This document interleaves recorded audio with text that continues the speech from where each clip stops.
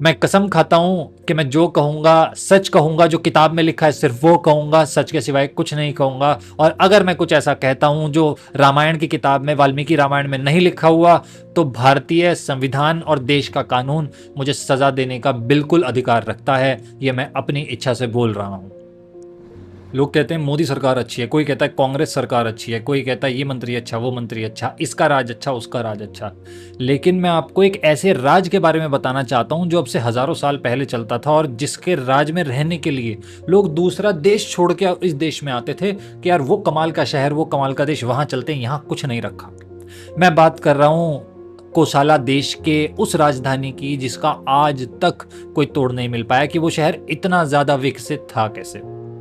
अब से 5-7 हजार साल पहले अयोध्या इतना ज्यादा डेवलप हो गया था कि सड़कें बनी हुई थी, हर आदमी सोने के जेवर पहन के घूम रहा था, हर किसी के चेहरे पे खुशी थी। एक कमाल का राजा उसे चलाया करता था, जो पीढ़ियों से, जो परिवार पीढ़ियों से वहां राज कर रहा था। राजा दशरथ का राज था वो। हर मंत्री, कोई करप्ट नहीं था, कोई करप्ट मंत्री नहीं था, कोई नाखुश सिटीजन नहीं था, राइट। कोई नाखुश नहीं, कोई करप्शन नहीं, कोई भेदभाव नहीं, सब कुछ बहुत अच्छा चल रहा था। लेकिन दाग तो चांद में भी होता है दोस्त, और ये तो फिर एक साम्राज्य था। एक दिक्कत थी महाराज दशरथ को, और वो थी कि उनके कोई वारिस नहीं था। अब ध्यान से सुनना, वारिस ना होने का मतलब, आज जो व्यापारी यहाँ व्यापार लगाना चाहता है अपनी सारी पूंजी लगा के, हो सकता है 10 साल बाद ये राजा ना रहे, 20 साल बाद ना रहे, उसके बाद मेरे काम का क्या होगा? अगर इसके बेटा ही नहीं है तो इसके कुल का कोई नहीं आएगा, कैसे सब कुछ चलेगा? एक ये अयोध्या का ड्रॉबैक था, और यहीं से आज की हमारी वीडियो शुरू होती है। Welcome back everyone. हम लोग रामायण बोल रहे हैं, हर एक दिन छोड़ के एक दिन हमारी वीडियो अपलोड होती है अगले एपिसोड पे। तो आपका स्वागत है एपिसोड 4 में। और हम बात कर रहे थे राजा दशरथ की। कहते थे चांद में भी एक दाग होता है, तो अयोध्या इतना परफेक्ट कैसे था? अयोध्या के पास भी भाई अपनी दिक्कतें थी। एक दिक्कत जिसकी वजह से अयोध्या बहुत परेशान था, उसका राजा बहुत परेशान था, वो था बेटा नहीं है कोई। किसको वारिस डिक्लेयर करें? कौन होगा वारिस अयोध्या का? और अगर कोई उनका बेटा ना हुआ और वो खराब निकल गया तो अयोध्या तो डूब जाएगी। ये सब लोग जो यहाँ आज दुबई दुनिया जाती है, दुबई सब जाते हैं, तो दुबई के जो राजा हैं, अगर उनकी जगह कोई ऐसा राजा आ जाए जो लालची हो या कुछ और करता हो, तो वो लोग वहाँ क्यों जाएंगे? लोग कहेंगे यार हमने जो यहाँ पैसा लगाया था, इन्वेस्ट किया था, प्रॉपर्टी ली थी, कोई खराब राजा आ गया, लोग यहाँ आने बंद हो जाएंगे, माल बिकना बंद हो जाएगा, हमारा व्यापार तबाह हो जाएगा। उस समय अयोध्या दुनिया के केंद्र के तौर पे माना जाता था। कहते थे आकाश में, स्वर्ग में इंद्र, और धरती पे अयोध्या। अयोध्या कहीं आगे निकल जाएगा इंद्र के राज्य से भी। इतना कमाल का राज्य था। बेटा ना होने की वजह से बहुत सारे लोग परेशानी में आने लगे थे, और खुद राजा भी बड़े परेशान रहने लगे थे। एक दिन बैठे बैठे राजा के दिमाग में एक बात आई। राजा के दिमाग में आया कि हम ऐसा करते हैं, अश्वमेघ यज्ञ कराते हैं पुत्र प्राप्ति के लिए। आसान भाषा में, हम घोड़े की बलि देते हैं, हॉर्स सैक्रिफाइस करते हैं, ताकि हमें पुत्र प्राप्त हो सके। अब जो पटना में बैठा हुआ पिंटू है, जिसने अपनी प्रोफाइल में सनातनी लिख लिया है और लाल झंडे लगा लिए हैं, वो ये कहेगा हाँ ऐसा हो ही नहीं सकता।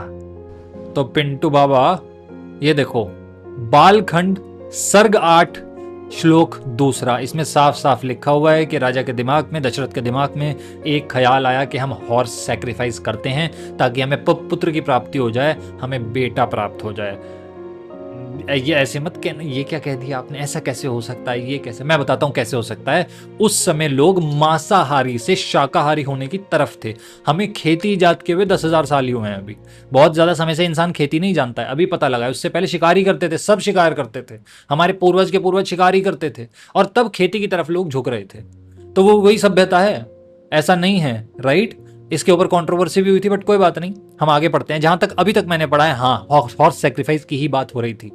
तो हॉर्स सैक्रिफाइस की बात सबको बताई। अब पिंटू जो सनातनी लिख के बैठा है, वो सोच रहा होगा ये ऐसा कैसे हो सकता है, उन्होंने कहा होगा और सबने रिजेक्ट कर दिया होगा, पंडित ऐसे कैसे कह सकता है? तो पंडित जी ने कहा वाह अति उत्तम, क्या ख्याल है राजा आपके दिमाग में? हमें जरूर ही जरूर हॉर्स सैक्रिफाइस यानी कि घोड़े की बलि का जो हवन है, यज्ञ है, कराना चाहिए, और सबको दावत भी देनी चाहिए इसके ऊपर, तो राइट। सो उनका ख्याल आया, उन्होंने बताया, और उसको करने की तैयारियां शुरू करवाई। अब जैसे ही हॉर्स सैक्रिफाइस का सब कुछ शुरू हो रहा था, तो ऊपर स्वर्गलोक में सारे देवताओं की मीटिंग इकट्ठी हुई थी। यमराज भी उनमें था, और देवता भी थे, सब थे, और बैठे हुए सारे अराउंड द टेबल, एक टेबल पे बैठे बात कर रहे थे कि क्या करें क्या करें। उनके सर का एक दर्द भी नहीं जा रहा था। नीचे दशरथ को पुत्र प्राप्ति की इच्छा और उनकी किसी से पीछा छुड़ाने की इच्छा बढ़ती जा रही थी। सारे देवता एक राक्षस से परेशान थे। एक राक्षस जो इस समय धरती लोक पे लगभग राज कर रहा था, सबसे बड़े हिस्से पे उसका कब्जा था, समुद्र सबसे बड़ा हिस्सा उसके कब्जे में आता था, और उसका नाम था दशानंद रावण, लंका का राजा। एक लड़का जो 11 साल की उम्र में व्यापार में आया, समुद्री तटों पे और जहाजों पे काम करके उसने अपना करियर शुरू किया, और 23 साल की उम्र तक, मतलब अगले 12 सालों में 23 साल की उम्र में वो समुद्र का सबसे अमीर आदमी बना। सबसे ज्यादा लुटेरी गैंग उसके पास थी, सबसे ज्यादा पैसा उसके पास था, और उसके बाद उसने अपने भाई का जो शासन था लंका में, अपने सौतेले भाई का, वो भी हथिया लिया। कह रहे तेरे बस की नहीं है, तू तो बस व्यापार करता है, तुझे मैं ताकत दिखाता हूं क्या होती है। और वो लंका का राजा बना। लंका का राजा बनने के बाद उसकी भूख शांत नहीं हुई। उसने कहा ये मौत कौन हैंडल करता है? कह रहे यमराज करता है। कह पीटो उसे, दूसरी दुनिया में जाऊंगा, यमराज को चुनौती दूंगा। गया, चुनौती दी, 2.5 दिन का युद्ध चला। यमराज पड़ा था नीचे, वो बैठा था उसकी कुर्सी पे। भला हो महादेव का। महादेव आए, तब उसकी ऐसी तैसी हुई और वो उतर के नीचे बैठा। रावण, सर मैं नहीं था सर वो वैसी हमारी टक्कर हो गई थी कंधे से, सर वो मेरी गलती नहीं है। महादेव ने कहा ए राक्षस, तमीज में रहो, मैं चाहता हूं कि तुम लोग ऐसा कुछ ना करो जिससे दुनिया का बैलेंस बिगड़े। और रावण ने कहा हाँ सर, आप जैसा कहेंगे बिल्कुल वैसा होगा, क्योंकि बड़ा डरता था महादेव से, तो दुनिया ही डर रही थी, रावण तो छोटी चीज था। तो सभी देव परेशान थे कि यार यमराज को भी पीटा, राजा इंद्र को भी पीटा, इसको तो पता नहीं इसे रख लिया था बगीचे में। कह रहे तू फूल काटते रहना। तो ये तो रावण तो हमारे सिर के ऊपर से कर रहा है, क्या करें क्या करें क्या करें। भगवान विष्णु के पास चलते हैं। और वो सब इकट्ठे होके गए वह भगवान विष्णु के पास। भगवान विष्णु अपनी उसी मुद्रा में आंख बंद करके, जो वो आराम की मुद्रा में रहते थे, वहाँ लेटे हुए थे। और जैसे सब गए, सब ने हाथ जोड़ा जाके, प्रणाम प्रभु। और उन्होंने आंखें खोली। हाँ भाई, इतने सारे लोग एक साथ इकट्ठे होके, क्या बात है भाई, सब ठीक तो है? ऐसी क्या चिंता का विषय है जो सब लोग ऐसे इकट्ठे होकर के आए हैं? कह रहे भगवान, बस आपके दर्शन करने थे, और एक छोटी सी समस्या भी थी। कह रहे क्या समस्या है, क्या बात है? कह रहे वो रावण है एक राक्षस, उसका राज धरती पे हो गया, और धरती के अलावा वो यहाँ भी आ गया था। रावण ऊपर आके इंद्र को भी हरा चुका है, इसको भी पीट पाट के ले गया था। उसके बाद इसने यमराज को भी हरा दिया है, इसका भी हथिया लिया था लगभग राज्य। वो तो महादेव आ गए तो हम किसी तरह बच गए, वरना वो तो बैठ ही गया था उस पे। और उसके बाद उसने ब्रह्मा जी से वो भी ले रखा है वरदान के, उसे कोई मार नहीं सकता, कोई देवता दानव उसे कोई मार नहीं सकता। अब हम उसका कुछ कर नहीं पा रहे, हम उसे मार नहीं सकते। तो एक समझदार इंसान की जानते हो पहचान क्या है? समझदार इंसान की, एक समझदार इंसान की पहचान है कि वो बुरे से बुरे हालात में कोई एक पॉजिटिव चीज ढूंढ निकालता है। अब भगवान विष्णु अपना आराम से लेटे हुए हैं, बढ़िया आराम से, उन्हें कोई चिंता नहीं है, उन्हें पता है सृष्टि क्या होने वाला है, कैसे होगा, उन्हें सब पता है। कह रहे अच्छा।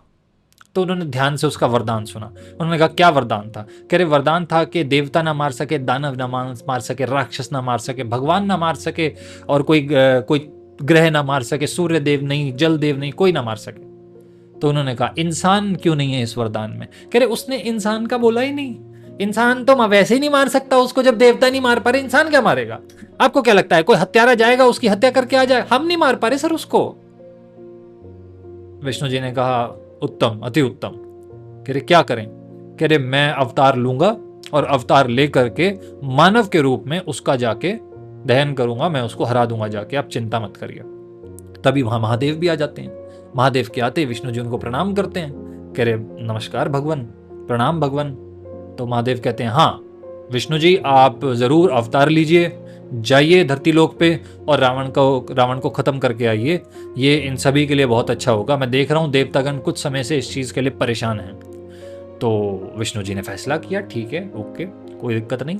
वैसे भी एक राक्षस कितना ही कर लेगा सर, इसे एक राक्षस ने ऐसी तैसी कर रखी थी सबकी। किसका लड़का था? एक गुरु विश्ववा का लड़का था। आज उत्तर प्रदेश में जिस जगह नोएडा है, वहां एक आश्रम होता था। उस आश्रम में एक राक्षसी का ब्याह हो गया, शादी हो गई एक राक्षसी कुल की लड़की की। यहाँ पे केकसी नाम था उस लड़की का, जिसकी जो राक्षस कुल से थी, और उसकी शादी हो गई ऋषि विश्ववा से। बहुत बड़े ऋषि थे, बहुत बड़े ऋषि थे ऋषि विश्ववा, उनके आश्रम में हो गया। अब लड़का जो पैदा हुआ रावण, दशा जो लड़का पैदा हुआ दशानंद, वो पैदा हुआ सर नागा, उसी कुल से वास्ता रखने वाला जो उसकी माँ का था। तो नागा पैदा हुआ। ऋषि ने कहा मेरे बेटे जैसा तो लगता नहीं है, तो उसे उतना प्यार अफेक्शन नहीं मिला, पर ऋषि थे जो संस्कृति अपनी सिखा सकते थे, जो ज्ञान दे सकते थे, दिया। फिर जब दूसरे बेटे को पैदा होने का नंबर आया, जिसे हम सब कुंभकर्ण के नाम से जानते हैं। जब उसके पैदा होने का नंबर आया और उसके भाई को लगा अगर ये नागा पैदा हो गया तो पिताजी से मरवा देंगे, क्योंकि पिताजी नहीं चाहते राक्षस कुल किसी भी तरीके से बढ़े या नागा कुल किसी तरीके से भी बढ़े, तो हम भागते हैं यहाँ से। और वो आश्रम से अपनी माँ को, जब उसका छोटा भाई हुआ, लेके अपने मामा के साथ निकल गया और जाकर के कलिंग पहुंचा। कलिंग पहुंच के उसने व्यापार शुरू किया 11 साल की उम्र में, और अपने बलबूते पे अगले 12 सालों में वो समुद्र का सबसे अमीर आदमी बना। जो दूसरे देशों से सामान लाके यहाँ बेचने का काम करते थे, उसके पास 100 जहाज थे और 30 छोटी बड़ी टुकड़ियां डाकुओं की, और अपनी एक छोटी सी सेना उसने बना ली थी पैसे और ताकत के बलबूते पे। बहुत होशियार था, बहुत ज्ञान था, ऋषि विश्ववा का बेटा था भाई साहब वो। बहुत ज्ञान था उसको, उसने चारों वेद, सारे शास्त्र और सब कुछ पढ़ा। संगीत, आध्यात्म, ग्रह, अर्थशास्त्र, उसने सब कुछ पढ़ा, सारी नॉलेज ली। और उसके बाद राज करने गया। लंका में उसका सौतेला भाई बैठा हुआ था कुबेर, उसको कहा साइड हो जा, बिल्कुल साइड हो जा, नहीं पिटेगा भी। और उसके भाई ने बहुत ज्यादा परेशान ना होते हुए अपना राज छोड़ दिया और वो बना लंका का राजा, साथ ही साथ दुनिया का सबसे अमीर आदमी भी बन गया उस समय तक वो। और उसके बाद उसकी भूख बस बढ़ती चली गई, बस बढ़ती चली गई। वो इस दुनिया को जीत, उस दुनिया को जीत, ऊपर की दुनिया भी जीत लूंगा, नीचे की भी जीत लूंगा, ये भी चाहिए, वो भी चाहिए, ऐसे वैसे। उसका बेटा पैदा हो रहा था सर, उसका बेटा पैदा हो रहा था। उसके बेटा पैदा होने में उसने सारे ग्रहों को कहा कि सालो कोई एक इधर से इधर हो गया ना, तुम्हारी ऐसी तैसी कर दूंगा मैं, ध्यान रखना। उसके बेटे के पैदा होने पे क्या नक्षत्र बिल्कुल ठीक होने चाहिए, उसने वो ग्रहों को धमका के कहा। ग्रहों को धमका के मतलब उन दिनों ग्रह, एक ग्रह के, मान लो शनि ग्रह, उसके एक देवता होते थे, तो उन देवताओं को वो बेसिकली धमका रहा था जो उस प्लैनेट को कंट्रोल करते थे। जैसे सूर्य एक देव थे, वैसे शनि देव भी थे, आज भी हैं, शनि देव की पूजा की जाती है, राइट। तो ऐसे सारे प्लैनेट्स को अपनी जगह पे सही तरीके से रखा जाए। और जब वो नहीं रखा गया था तो एक प्लैनेट के जो देव थे उनको तो उसने काल कोठरी में बंद कर दिया था, पकड़ लाया था कि तूने मेरी बात कैसे नहीं मानी, तूने फालतू ड्रामा कर दिया, मेरे लड़के का जन्म जो ग्रह नक्षत्र होने चाहिए थे उसमें 1% भी खराबी कैसे आई, तेरी ऐसी तैसी, मैं पकड़ के लाता हूं तुझे। ये था रावण। अब इसने फिर आगे चल के, मैंने आपको बताया, यमराज को भी इसने पीटा, इंद्र को भी हराया, और पीटता ही रहता था इंद्र को। तो वो बहुत बड़ा सिरदर्द उन दिनों बन गया था।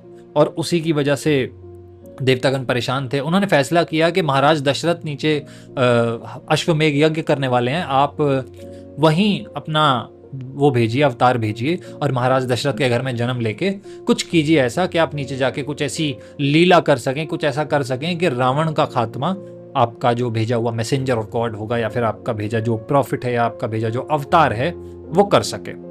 और एग्जैक्टली वही हुआ। महाराज दशरथ ने अश्वमेघ यज्ञ की तैयारी शुरू कर दी। अश्वमेघ यज्ञ करने के लिए एक और बड़े ऋषि की जरूरत थी। अब वो ऋषि कौन था? तो जिन ऋषि के बारे में बात हो रही थी वो बेटे थे विभा डाका के, जिनका नाम था ऋषि श्रृंगा। अब लड़के की कमाल की कहानी सुनो, मैं हैरान था भाई सुन के। क्या हुआ, उस लड़के को, छोटे लड़के से उसके पिता ने जंगल में सबसे अकेला रखा, किसी लड़के या लड़की से मिलने ही नहीं दिया 24 साल की उम्र तक। तो उसके अंदर जो भाव, वासना और कोई भी ऐसी चीज पैदा होनी थी जो अपोजिट सेक्स के लिए हो, या दोस्ती या धोखे जैसी चीजें हों, वो हुई ही नहीं।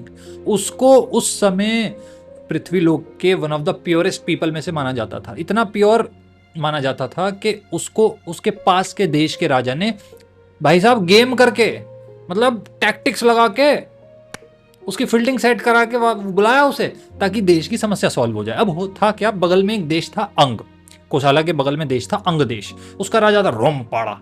मतलब ऐसा लगता है साउथ का था, बट मिड इंडिया की ये बात है, जहां पानी की कमी हो गई थी। तो एक बार देश में पानी की कमी हो गई भाई साहब, पानी की कमी हो गई, ना किसानों के पास पानी, ना पीने के लिए पानी, तो पानी की कमी। अब क्या करें जी, अब ऐसा करो, अब किसी तरह ऋषि श्रृंगा को यहां लेके आओ, वो हवन कर देगा और उसके हवन से दोबारा पानी की कमी जो है दूर हो जाएगी, देवता खुश हो जाएंगे। कह रहे अच्छा, ऋषि श्रृंगा को कैसे लेके आए?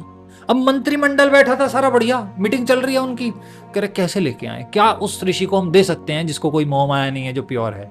कह रहे क्या करें। तो एक ने कहा कि अरे वो जिंदगी में कभी लड़कियों से नहीं मिला, तो लड़कियों को भेज के बुला लें, क्या पता बात मान जाए। तो सब कहने लगे क्या बेकार का आइडिया दे रहा। राजा ने कहा हाँ। राजा उस आइडिया को सुन के खुश हुआ। राजा कहने लगा बात तो ठीक है, हो सकता है ये काम कर जाए, एटलीस्ट ट्राई तो करो। अरे भाई देश प्यासा मर रहा है, पानी नहीं है पीने के लिए, हमारे पास भी नहीं है, हमारे बच्चे भी प्यासे हैं, जाओ कुछ करो, सेटिंग करो। तो कह रहे बहुत 2 सुंदर लड़कियों को भेजो और उसको यहाँ आने के बदले में अपनी बेटी का हाथ दे दे राजा। राजा रोमपाड़ा की बेटी का हाथ अगर ऋषि श्रृंगा को दे दिया जाए, काम हो जाएगा। बस जी, 2 बढ़िया लड़कियों का प्रबंध किया गया, सुंदर दिखने वाली। उन्हें जंगल में भेजा गया जहां वो रहते थे। अब उसने पहली बार कोई लड़की देखी, ऋषि श्रृंगा ने 24 साल की उम्र तक पहली बार लड़की देखी। अब लड़की देखी, उसे बहुत अच्छा लगा। वो कहने लगा यार ये लड़कियां ऐसी होती हैं, अच्छा। वो अपने कुटिया पे वापस चला गया मिलने के बाद। फिर वो उनके बारे में सोचता रहा, तो वापस उसी जगह पे आया जहां उसे लड़कियां दिखी थी। तो लड़कियां उम्मीद जाग गई कि रे ये तो आ गया वापस।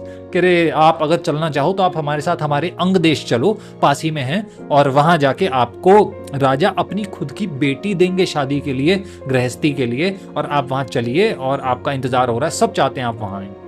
उसने कहा सब चाहते हैं, लोग भी रहते हैं, हाँ सर लोग भी हैं, आप चलिए हमारे साथ। बस वो उनके पीछे पीछे हो लिया। अंग देश में जैसे ही उसने पैर रखा ऋषि श्रृंगा ने, पानी की समस्या उसी समय, ड्रॉट जो थी वो चली गई, उसी समय चली गई। जो पानी का अकाल आ गया था वो सब खत्म हो गया। उसके पैर रखते ही बारिश आ गई, और जो पानी की नदियां नहीं आ रही थी, सूख गई थी, वहां से पानी भी आना चालू हो गया। फिर जब वो आया तो उसकी बेटी का हाथ वादा किया हो, तो रोमपाड़ा ने अपनी बेटी का हाथ उसके हाथ में दिया, और फिर वो अंग देश में ही ऋषि श्रृंगा रहने लगा। वहीं अपनी तपस्या वगैरह करता था, वहीं रहता था और अपना जीवन अच्छे से चला रहा था। तो वो ऋषि श्रृंगा था जो उन्हें यज्ञ के लिए चाहिए था, पुत्र प्राप्ति के लिए। ऋषि श्रृंगा के लिए महाराज दशरथ गए अंग देश में, उनके राजा रोमपाड़ा से जाके उन्होंने रिक्वेस्ट की कि राजा रोमपाड़ा मुझे ऋषि श्रृंगा जी चाहिए, मुझे पुत्र प्राप्ति नहीं हो रही है और मैं बहुत चिंतित हूं इसके लिए, तो भाई मदद करो यार, क्या करूं मैं। तो रोमपाड़ा अच्छा आदमी निकला। उसने कहा आप ले जाइए, बिल्कुल ले जाइए, आप ऋषि श्रृंगा को लेके जाइए और ये हवन करेंगे, ये यज्ञ करेंगे, और आपको भगवान करे, मतलब भगवान करे आपको पुत्र प्राप्ति हो, जल्दी से जल्दी हो। मैं भी चाहता हूँ किसी के घर में कभी ऐसी कमी ना आए कि बच्चा ना हो। मैं इस तकलीफ को नहीं देखना चाहता किसी के भी। हमें तो बस पानी की तकलीफ आई थी, हम कितना जूझे थे याद है। जिसकी जिंदगी में बच्चा ही ना हो, संतान ही ना हो, उसका तो मकसद ही कुछ नहीं रह जाता, उसके पास तो उम्मीद ही कुछ नहीं रह जाती। तो मैं नहीं चाहता ऐसा कुछ हो, आप जाइए, आप लेकर के जाइए। और वो दोनों मित्र भी बन गए उस दिन। अयोध्या के राजा और अंग देश के राजा उस दिन दोस्त भी बन गए, और उन्होंने ऋषि दे दिया। वापस आए, ऋषि श्रृंगा ने हवन पूरा किया, यज्ञ किया, घोड़े की बलि दी गई, सैक्रिफाइस किया गया, और सैक्रिफाइस के बाद देवता पैदा हुआ, देवता आग से आए, खीर दी। आपको पता ही है वो किस्सा। खीर जो थी दी गई कि तीनों रानियों को, 3 रानियां थी महाराज दशरथ की, उन तीनों रानियों को आप ये खीर दे दीजिएगा और आपके पुत्र प्राप्ति या संतान प्राप्ति आपको हो जाएगी। तो तीनों रानियों ने खीर खाई, कैकेयी ने खाई, कौशल्या ने खाई। सुमित्रा के पास 2 हिस्से आ गए, इसीलिए शायद बाद में भरत और शत्रुघ्न और लक्ष्मण एक माँ की कोख से पैदा हुए, भरत कैकेयी की कोख से पैदा हुए, और राम पैदा हुए कौशल्या की कोख से। ये उसके बाद सीक्वेंस रहा। जब उन्होंने खीर खाई उसके 8-10 महीने के अंदर अंदर खुशखबरी आ गई कि रानियां पेट से हैं, और उसके बाद कुछ ही समय बाद अपनी साइकिल के हिसाब से लगभग तीनों राजकुमार एक ही समय पे पैदा हुए, और 4 राजकुमार पैदा हुए। 2 बेटे हुए सुमित्रा को, लक्ष्मण शत्रुघ्न, लक्ष्मण भरत हुआ कैकेयी को, और कौशल्या को हुआ राम। 4 युवराज थे, या फिर उसके पास कोई सक्सेसर ही नहीं था अयोध्या के पास। और अयोध्या में खुशी की लहर दौड़ पड़ी। सारा देवता प्रशासन भी खुश था। मतलब ऊपर बैठे देवता खुश हैं, गा रहे हैं, झूम रहे हैं, मजा आ गया। नीचे राम पैदा हुए। कोई पूछे क्यों झूम रहे हो, कह रहे रावण का ऐसी तैसी के लिए ये मास्टर प्लान है हमारा। रावण की फील्डिंग सेट है भाई साहब। हम सब ने बहुत रिक्वेस्ट की विष्णु जी से, तब जाके रावण की फील्डिंग सेट हुई है। रावण की फील्डिंग सेट है, और देखो अब ये जो राम है ये भगवान विष्णु के अवतार हैं। सच नहीं है ये बात, सिर्फ भगवान राम भगवान विष्णु के अवतार नहीं थे, चारों में भगवान विष्णु का थोड़ा थोड़ा हिस्सा जरूर था। इसीलिए शायद चारों में इतना प्यार भी था। तो सब खुश थे, अयोध्या खुश था, स्वर्ग लोक खुश था, सब खुश थे उसमें, और सब जगह बस बधाइयां बधाइयां, सब खुशी खुशी बधाइयां, ये सब चल रहा था। और यहाँ हम अपने इस हिस्से को एंड करते हैं, और इसके बाद अगला हिस्सा शुरू करेंगे। आपको एपिसोड 5 में मैं बताऊंगा कि गुरुकुल जाने के बाद और शुरुआती जीवन भगवान राम का और बाकी चारों भाइयों का कैसा रहा, और उसके बाद क्या क्या चीजें हुई। क्योंकि अगले एपिसोड में विश्वामित्र आएंगे अयोध्या राम को लेने के लिए, और एग्जैक्टली हुआ क्या था मैं आपको बताऊंगा। क्योंकि अब कहानी कहानी में एक्शन आने वाला है। सर जापानीज एनिमे में तो आपने एक्शन देखा होगा, अब मैं आपको एक्शन दिखाऊंगा रामायण का, जो कि उससे बहुत ज़्यादा भक्सक है भाई साहब, बहुत ज़्यादा भक्सक है वो। तो अब आपसे मुलाकात होगी मेरी एपिसोड 5 में। Thank you for watching us और thank you for listening the story. हम वो सारी कहानियाँ बोल रहे हैं जिन्होंने दुनिया को शेप किया, क्योंकि वो धर्म की कहानियाँ हैं जिन्होंने दुनिया को आज वैसा बनाया जैसा आज दुनिया है। और हम उन सारी धर्मों की कहानियाँ ज़रूर बोलेंगे। पहले हिंदुज़म से शुरू किया है, उसके बाद आगे बढ़ेंगे और धर्मों पे, जो जिस हिसाब से आया दुनिया में धर्म, उस हिसाब से उनकी कहानियाँ लेते हुए चलेंगे। This is all for now. Thank you for watching अस। आप देखते हैं, आप कमेंट करते हैं, आप सब्सक्राइब करते हैं, भरोसा इससे बढ़ जाता है, इससे आत्मविश्वास बढ़ जाता है, कहते हैं सब जीत लेंगे हम, ऐसा लगता है। तो भाई साहब ये करते रहिए और मैं आपको मिलूंगा अगले एपिसोड में। Till then good bye and जय हिंद।